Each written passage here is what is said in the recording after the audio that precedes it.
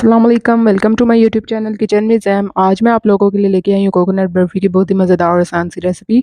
इसे हम बहुत कम इंग्रेडिएंट्स के साथ बआसानी घर पे बना सकते हैं और जायके में भी लजीज होती है। यहाँ पे 2 कप पिसा हुआ नारियल लिया है, half cup milk powder, half cup दानेदार चीनी, 1 कप मिल्क और फूड कलर यहाँ पे मैं ग्रीन यूज़ कर रही हूँ। आप चाहें तो अपनी मर्ज़ी का कोई सा भी फूड कलर यूज़ कर सकते हैं, रेड, येलो, आपको जो भी पसंद हो आप वो यूज़ कर सकते हैं।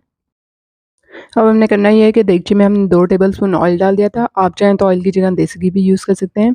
इसमें मैंने 2 कप पिसा हुआ नारियल भी ऐड कर दिया था। इसको हमने अच्छे तरीके से भून लेना है ताकि इसमें से अच्छी सी खुशबू आने लगे और इसका कलर चेंज हो जाए।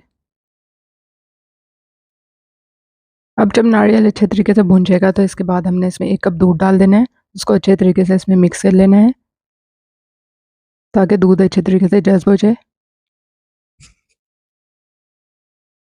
दूध डालने के बाद इसमें हमने हाफ कप चीनी डाल देनी है। चीनी को हमने इतनी देर पकाना है कि चीनी अच्छे तरीके से घुल जाए।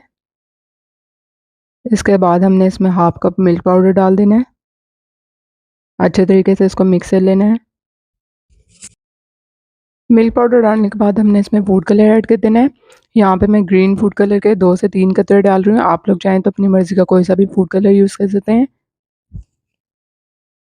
अब यहाँ पे हमने एक ट्रे ले ली थी, उस पर बटर पेपर लगा के उसको ऑयल से अच्छी तरीके से ग्रीस कर लेना है और इसके ऊपर बर्फ़ी का मेज़ा फैला देना है।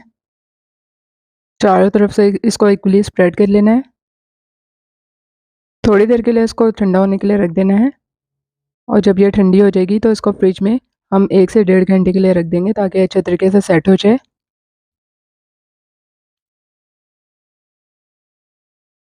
आप देख सकते हैं इसको चारों तरफ से इक्वली स्प्रेड करना है हमने।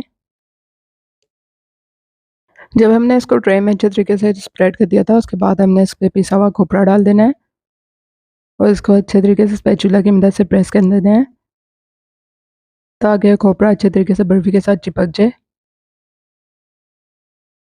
आप चाहें तो इसके ऊपर नट्स भी डाल सकते हैं। तो देखिए 1 से 1.5 घंटे बाद हमने इसको फ्रिज से निकाल लिया था। बर्फ़ी हमारी अच्छे तरीके से सेट हो चुकी है। अब हमने इसको पीसेस में कट कर लेना है। आप चाहें तो इसको किसी भी शेप में कट कर सकते हैं। आप लोग इस रेसिपी को ज़रूर ट्राई कीजिएगा। रेसिपी पसंद आई है तो उसको लाइक और शेयर करना मत भूलिएगा। चैनल को सब्सक्राइब ज़रूर कर दीजिएगा। जल्द मिलूँगी आपसे एक नई रेसिपी के साथ, तब तक के लिए अल्लाह हाफ़िज़।